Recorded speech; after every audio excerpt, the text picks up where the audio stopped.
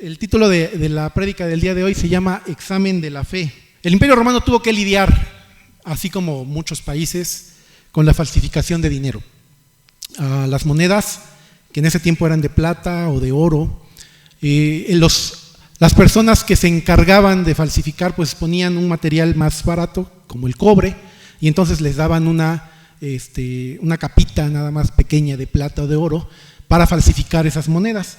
Entonces lo que hacían a las personas que probaban la autenticidad de estas monedas es que agarraban un cincel y agarraban un martillo y les golpeaban. Por eso es que se puede observar ahí algunas ranuritas en las monedas, y entonces podrían ver si esa moneda era auténtica o era falsa.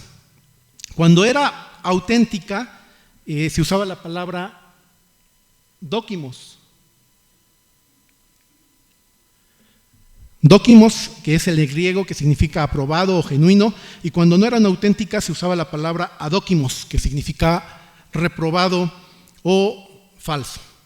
Eso es lo que vamos a hacer esta mañana, hermanos, porque la Biblia dice en 2 Timoteo 2:5 que procuremos con diligencia presentarnos a Dios, y ahí utiliza la palabra dókimos, que significa aprobados, como obreros que no tienen de qué avergonzarse, que usan bien la palabra de verdad. Así que de eso se va a tratar este examen, y para eso pues necesitamos la fe. Dice 2 a los Corintios, vamos a usar la Biblia para hacer este examen, que ya nos recordaba hace 20 días nuestro hermano Moy González, que es un martillo, y esa Biblia nos va a ayudar, esa palabra de Dios nos va a ayudar para saber nuestra autenticidad de la fe. Dice 2 a los Corintios capítulo 13 versículo 5 que nos tenemos que examinar y tenemos que ver si permanecemos en la fe, y tenemos que ponernos a prueba. Ahí la palabra también la que utiliza es dókimos, que es esta palabra que se usaba para probar las monedas, y que es también la palabra que usa en 1 Corintios capítulo 11 cuando le dice que cada uno en la cena del Señor nos probemos y comamos así del pan y del vino. Es esa misma palabra, y debemos de probarnos a nosotros mismos, y termina diciendo: ¿o acaso ustedes mismos no se conocen? ¿Se conocen, hermanos? Yo espero que sí. Así que con base en la fe y con base en el conocimiento propio, vamos a hacer este examen. Bien, siempre que pensamos en la fe, y voy a empezar con esta primera parte pensando un poquito en lo que es la fe, siempre va a venir este versículo por default a nuestras mentes. Hebreos 11:1, que es la definición, alguien la debe haber puesto ya, la definición oficial de la fe. Dice que la fe es la certeza de lo que se espera y la convicción de lo que no se ve. Sin embargo, a veces nada más nos quedamos con la parte de lo que se espera y nos quedamos con la parte de lo que no se ve. Y a veces confundimos la fe con optimismo, y la fe no es optimismo. Porque pensamos, es lo que se espera, y entonces decimos: Dios me va a ayudar, en este proyecto Dios me va a ayudar, este es el deseo que tengo y Dios me lo tiene que cumplir. Y hermano, eso no es la fe, eso es optimismo, y no es lo mismo que la fe. O también nos quedamos con la parte de lo que no se ve, y como no se ve, entonces empezamos a decir: bueno, yo me obligo a creer algo que no veo, y empiezo a repetir cosas, y tengo aquí mi examen de la diabetes, y yo digo: no, en el nombre del Señor no, lo ignoro, y voy a hacer que como que no es verdad. La fe no es autosugestión, hermanos, tampoco es autosugestión ni es optimismo, y tampoco, hermanos, la fe es creer, porque a veces lo usamos como sinónimo, que la fe es igual a creer. Sin embargo, la Biblia nos deja muy claro que los demonios, dice Santiago 2:19, tú crees que Dios es uno, bien haces. Pero ¿sabes qué? También los demonios creen, y a lo mejor hasta creen más que uno, porque ellos cuando hablan de Dios tiemblan, y tú luego estás orando acostado. O sea, que creen hasta a veces más que nosotros, pero no podemos decir que un demonio tiene fe. Así que, ¿qué es la fe? A veces con este versículo podemos quedarnos con alguna cierta idea: la fe es optimismo, la fe es autosugestionarme, la fe es creer. Pero vamos a ver, a raíz de toda la Biblia, qué es la fe, porque necesitamos entenderla, hermano, porque este mismo pasaje de Hebreos nos dice que sin fe es imposible agradar a Dios. Es imposible. Necesitamos tener el concepto correcto de fe para agradar a nuestro Dios. Dice, porque es necesario que el que se acerca a Dios crea que le hay y que Él es galardonador a los que le buscan. Así que comencemos desde el principio. ¿Usted se acuerda, hermano, de algún versículo en el Antiguo Testamento que mencione la palabra fe? Ponga ahí su cerebro. ¿Se acuerda de algún versículo que en el Antiguo Testamento nombre la palabra fe? Porque yo dije, bueno, vamos a hacer este concepto un poquito más grande y pues vamos a empezar desde el principio, porque si la fe es necesaria para agradar a nuestro Dios, pues siempre ha sido necesaria. No quiere decir que nada más es necesaria en el Nuevo Testamento. Y me fui al Antiguo Testamento a buscar la palabra fe. ¿Y se encontró o no se encuentra? ¿Sí se acuerda alguien de algún versículo? Hay un versículo muy conocido. Hay 3 veces en nuestra Reina Valera, solo hay 3 pasajes. Está en Números 35:30, Isaías 57:11 y el famoso versículo de Habacuc 2:4. Y entonces yo me puse a pensar, ¿por qué nada más 3 veces aparece la palabra fe? Y Hebreos capítulo 11, hay un capítulo entero de héroes de la fe, que todos esos héroes de la fe están en el Antiguo Testamento. ¿Por qué no se menciona en algún pasaje de Abraham la fe? Si es el padre de la fe, así lo conocemos. ¿Por qué no se usa esa palabra? Y 250 veces se utiliza la palabra fe en el Nuevo Testamento. Y entonces, pues me puse a investigar y me puse a ver que tiene que ver mucho, hermanos, con el lenguaje, el idioma original en el cual fue escrita la Biblia. ¿El Antiguo Testamento en qué idioma fue escrito, hermanos? En hebreo. Fue escrito en hebreo y algunos pasajes por ahí en arameo. Y el Nuevo Testamento fue escrito en griego.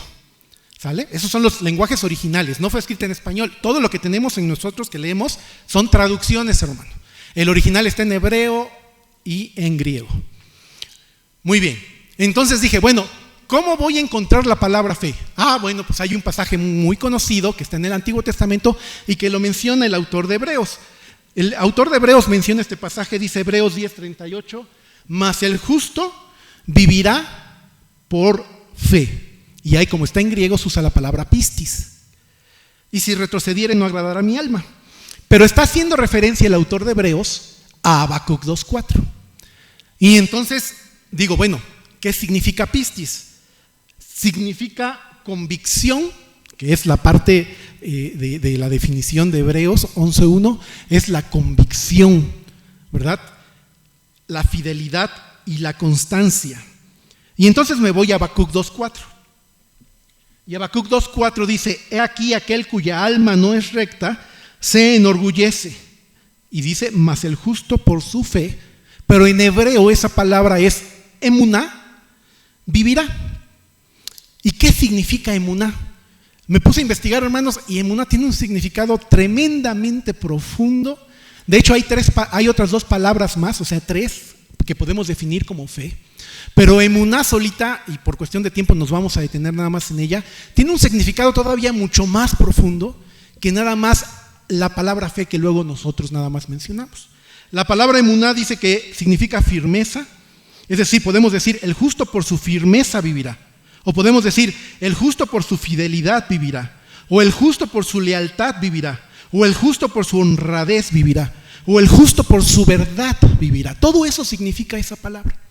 Así que por eso es que muchas veces la palabra emuná, traducida al español, no se nos traduce como una palabra fe, sino se nos traduce de acuerdo al momento que se está viviendo, que es la palabra que más queda. Por ejemplo, la primera vez que aparece la palabra emuná está en Éxodo capítulo 17, versículo 12. Es la primera vez que aparece esta palabra. Y dice, está hablando de la guerra contra Amalek. Está el pueblo de Israel peleando allá abajo, Moisés está orando en el monte y cuando se da cuenta que cuando está orando y alzando las manos, Israel empieza a ganar. Pero cuando se cansaba y bajaba las manos, Amalek prevalecía, dice la Biblia. Y entonces él ya no aguantaba y estaba orando y se da cuenta Aarón y Hur y se suben, le ponen una piedra y le toman los brazos y dice así, y las manos de Moisés se cansaban, por lo que tomaron una piedra y la pusieron debajo de él y se sentó sobre ella, y Aarón y Hur sostenían sus manos, el uno de un lado y el otro del lado. Así hubo en sus manos emuná. Ahí está la palabra emuná. ¿Qué es emuná? Firmeza hasta que se puso el sol. Hay otro pasaje, hay muchos más, pero nada más por cuestión de tiempo voy a mencionar dos. Dice Segunda de Crónicas 19:9. Aquí está el rey Josafat, que gobierna en Judá y está poniendo jueces en toda la tierra, tanto en todo el reino de Judá como en la capital, que es Jerusalén. Y les dice Josafat a estos jueces que van a estar juzgando todos los casos en el pueblo, les dice, y les mandó diciendo, procederéis asimismo con temor de Jehová, con emuná. Aquí, ¿cómo nos los traduce el español? Con verdad y con corazón íntegro. ¿Por qué? Porque la fe, hermanos, es algo firme. Tiene que ver no solamente con creer, con que me autosugestiono, con que soy optimista. No tiene que ver nada más con eso, sino que tiene que ver con que hay firmeza en mi vida. Dice Santiago, muéstrame tu fe por tus obras. Se tiene que ver. La fe que le agrada a Dios, hermanos, es cuando tú te mantienes firme a pesar de lo que tú estás viviendo. Y tiene que ver con la verdad, porque tiene que ver con la razón. Todo lo que nosotros creemos es verdad, es razonado. Dice Isaías 26:2, porque Habacuc dijo, el justo por su fe vivirá. Pero ¿quién es el justo, hermano? ¿Quién es el justo? Isaías 26:2 nos lo dice. Abrid las puertas y entrará la gente justa.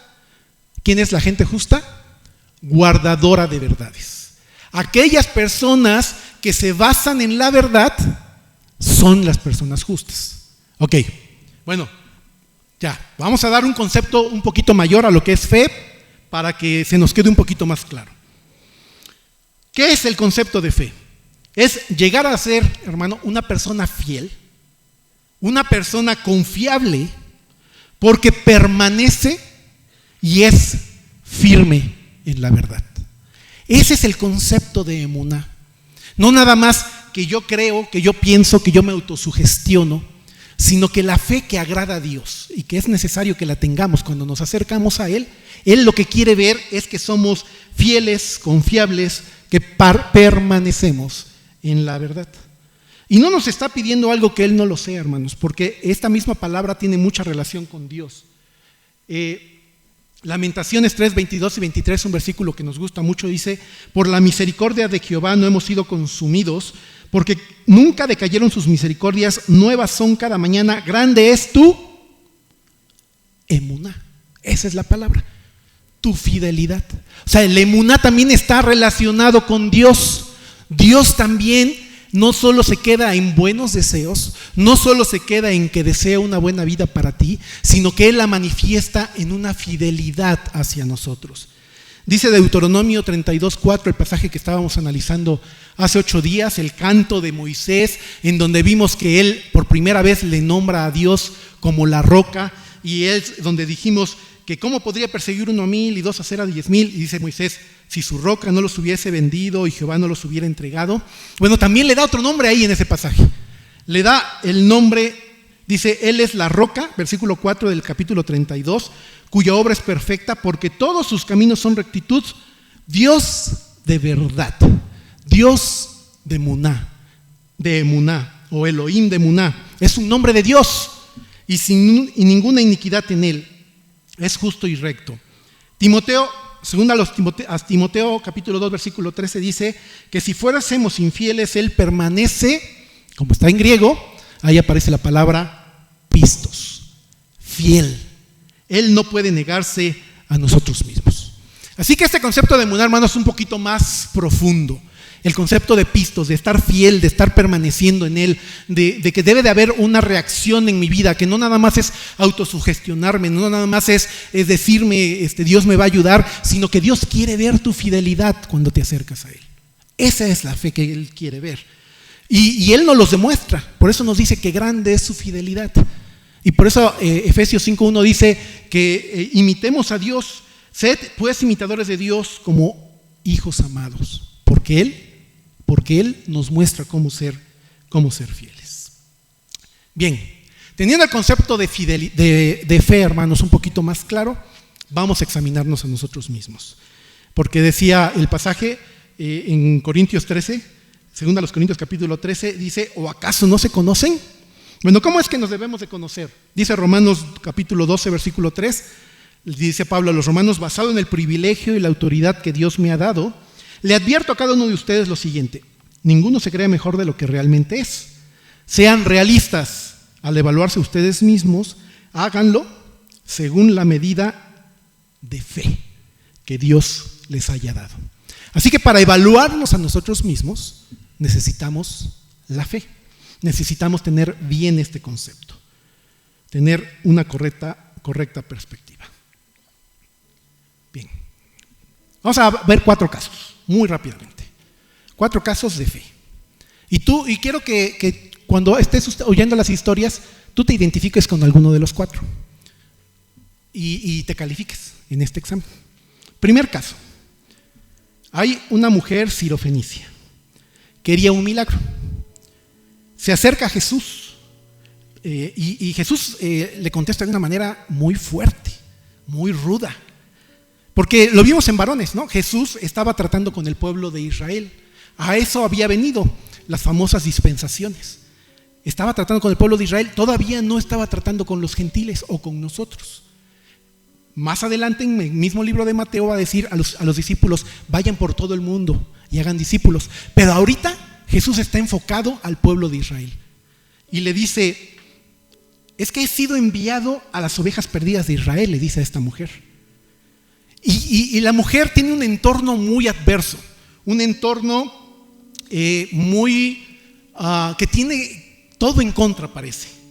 Inclusive Jesús le dice a esta mujer: ¿no es bueno tomar el pan de los hijos y echarlo a los perrillos? Otras versiones dice: y echarlo a los perros. Porque para los judíos, hermano, la clasificación es: o eres judío, y si están de buenas y están amables, te dicen: o eres gentil. Pero si están así en su fase religiosa, te dicen: eres judío. Si no eres judío, entonces eres un perro. Esa es la clasificación que hacían los judíos. Y Jesús la usa y le dice a esta mujer: es que no es bueno tomar el pan de los hijos y echarlo a los perrillos. ¿Qué entorno tan más desmotivante, no, hermanos? ¿Tú te imaginas ser esa mujer, acercarte a Jesús, tener a tu hija enferma y que Jesús te respondiera de esta forma? ¿Qué harías? La mayoría de nosotros creo que claudicaríamos. Nos callaríamos, nos enojaríamos, nos quedaríamos como que resentidos. ¿Cómo es que me está contestando este hombre que dice que ama al mundo? Y Jesús le contesta. Bueno, la mujer le dice: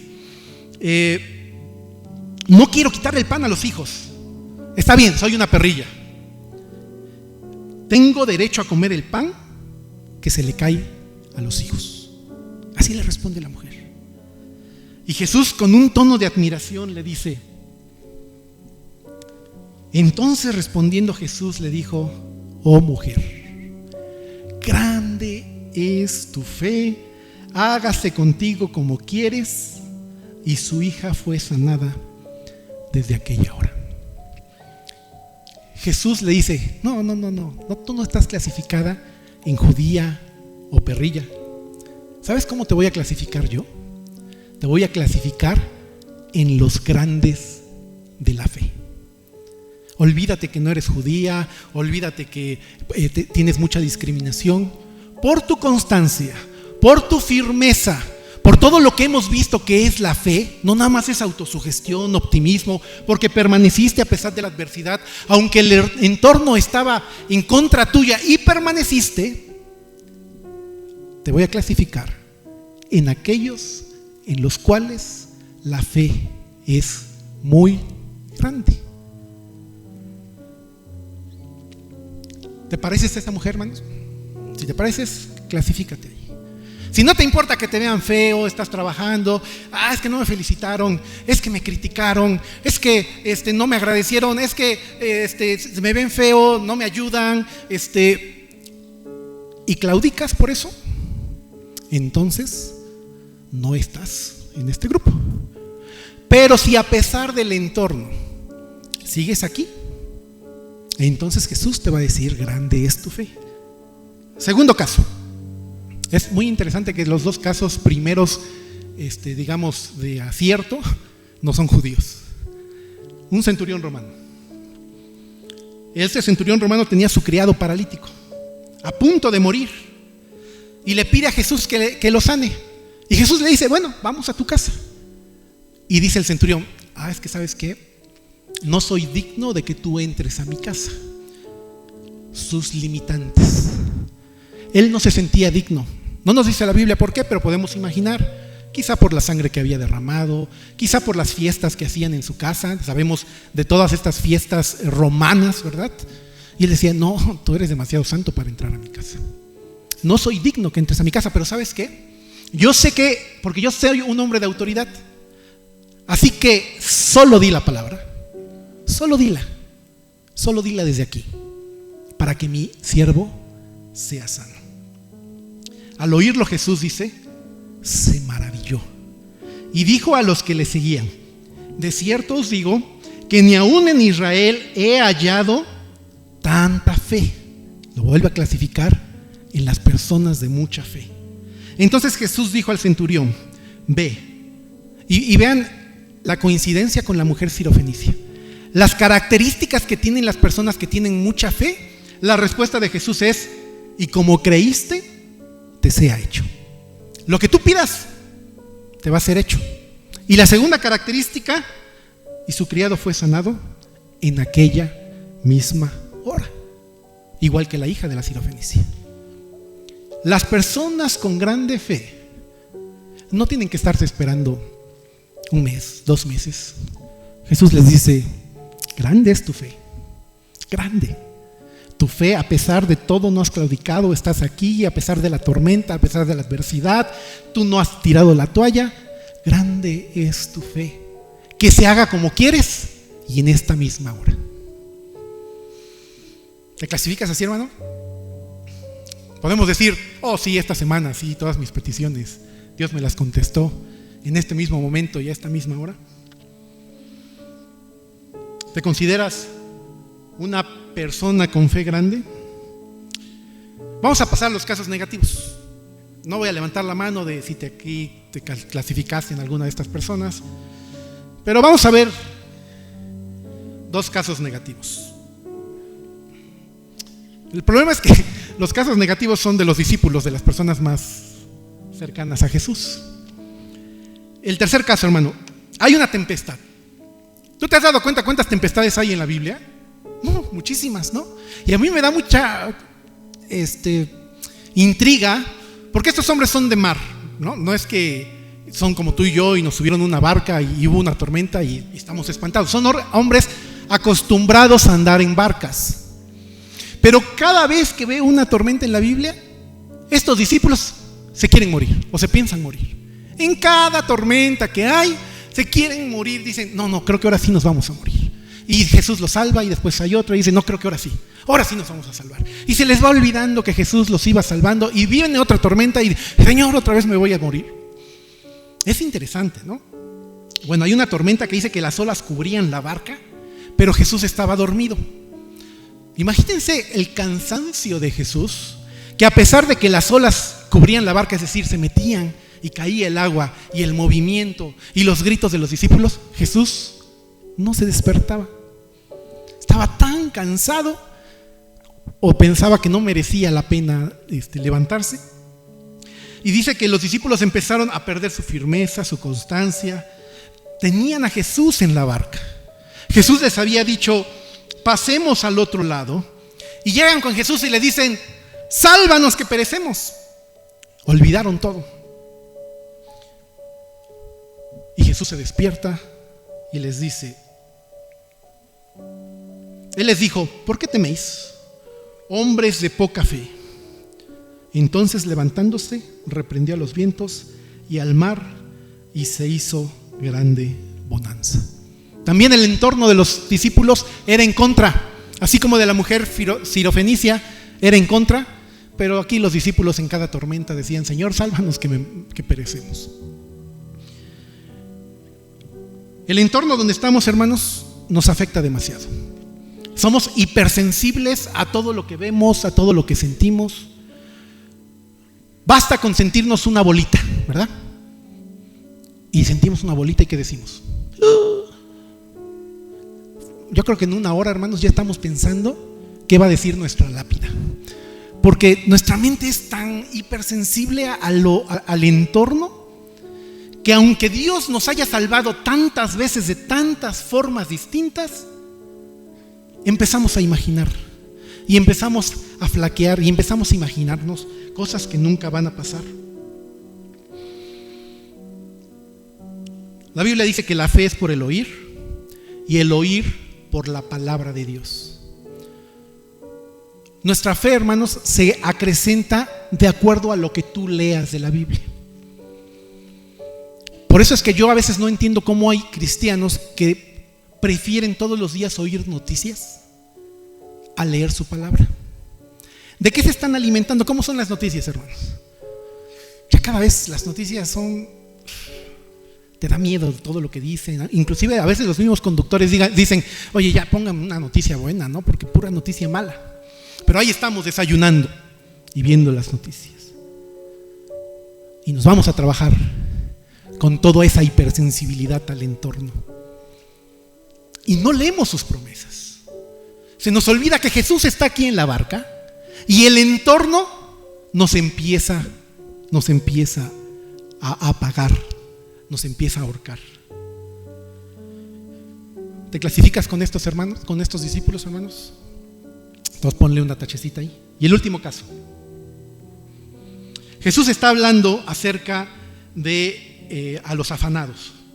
Habla acerca de que los pajaritos, que nadie pareciera que les interesa, pero Dios tiene cuidado de ellos. Y después dice que las flores y la hierba del campo se viste, que ni aún Salomón se ha visto con esa magnificencia, y que ahorita en la mañana es y en la tarde se tira a la basura. Dice este versículo, y si la hierba del campo que hoy es y mañana se echa en el horno, Dios la viste así, ¿no hará mucho más a vosotros, hombres de poca fe? No os afanéis pues diciendo qué comeremos, o qué beberemos, o qué vestiremos. Ay, la incertidumbre, hermanos. El no tener seguro qué va a pasar mañana. El no saber si mañana va a haber alimento, si mañana va a haber para la colegiatura, si ya vamos a llegar a final de mes y vamos a alcanzar de pagar la renta. Yo te pregunto, hermano, las rentas de los meses pasados, ¿Dios te ha fallado? Y oímos luego en la reunión de oración, es que de repente llegó un dinerito, y es que cayó un trabajito, y pudimos pagarlo. ¿Qué nos hace pensar que este mes va a ser diferente? La incertidumbre y todas las cosas que estamos pensando. Hermano, el 90% de las cosas que nos imaginamos, el 90% no va a suceder. Y andamos afanados y andamos perdiéndonos de vivir el hoy. Por eso Jesús dice, cada día basta su propio afán. ¿Sabe? Hay una frase en inglés, y la dejé en inglés porque la misma palabra para presente y regalo en inglés es la misma. Dice, we lose the present of the present. ¿Qué quiere decir? Perdemos el regalo del presente. Por estar afanados en el futuro, dejamos de disfrutar el regalo que Dios nos da hoy. Mi familia, mis hijos, tengo comida, tengo amor, tengo amigos, tengo una iglesia, puedo cantar, hoy estoy recibiendo palabra. Hoy estamos aquí, hermano, recibiendo palabra, pero si tú estás preocupado por el día de mañana, te estás perdiendo el present del presente, el present of the present, el regalo del presente, por estar afanado. La depresión, hermanos, es un exceso de pasado, y la ansiedad es un exceso del futuro. Necesitamos vivir el presente para no perder ese regalo que Dios nos da todos los días. Para que Jesús no nos diga, hombre de poca fe, si estoy cuidando de la hierba y de los pajaritos, ¿cómo no voy a cuidar de mi hijo amado? Si yo estoy contigo en la barca. ¿Te clasificaste en alguno de estos? Terminamos, hermanos. Mensaje a la iglesia, específico al sembrador. Así lo sentí en mi corazón. Directo a nosotros, hermanos. Que no se quede lo que hemos vivido en arranque de mucha fe.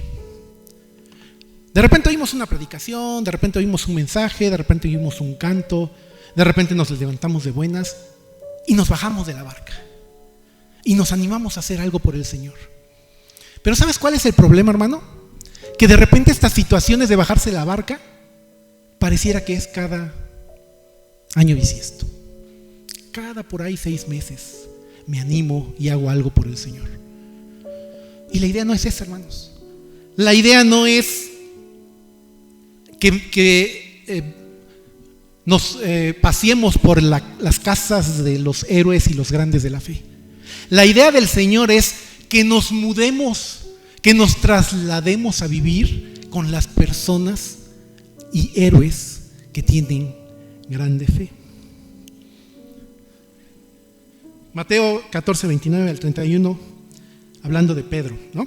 Pedro tiene un ataque de mucha fe y desciende de la barca. Y descendiendo Pedro de la barca, andaba sobre las aguas para ir a Jesús. Pero al ver el fuerte viento tuvo miedo y comenzando a hundirse dio voces diciendo: Señor, sálvame. Al momento Jesús, extendiendo la mano, asió de él y le dijo: hombre de poca fe, ¿por qué dudaste? Nos bajamos, hermanos, y trabajamos en la escuelita, y trajimos los desayunos, y trajimos a Nadia. Pero luego, hermano, nos entraron a robar. Y se llevaron cosas que nos habían costado mucho trabajo y esfuerzo adquirir para la iglesia. Y de repente vemos que ahora hay que invertir en seguridad, en alarmas, y que las cámaras, y que las cotizaciones están bien caras, y que hay que poner entonces herrería, subir las bardas, y el material está muy caro, y hay que poner piso, y todavía no escrituramos la iglesia, y son mucho dinero. Nos bajamos de la barca, pero empezamos a ver los vientos en contra y empezamos a decir: ah, caray,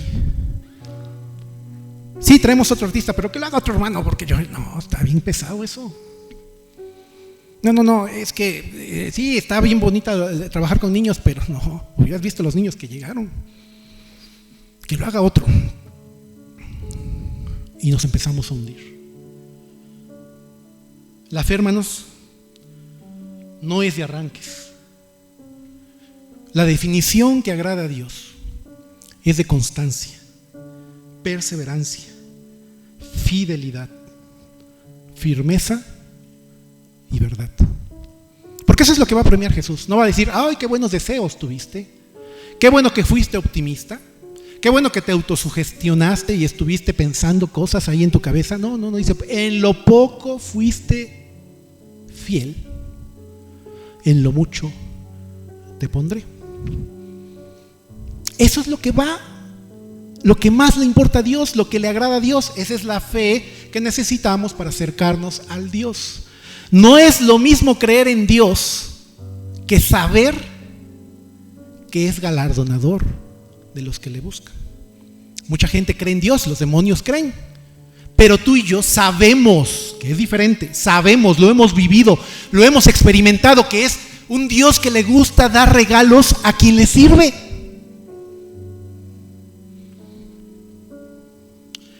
Yo he vivido de muchos arranques, hermanos, y he tratado en mi juventud con otros hermanos de fundar un campamento, y he tratado de fundar una iglesia en una universidad, y de repente también me aloco y lloro por enfermos. Digo: el Señor lo va a sanar.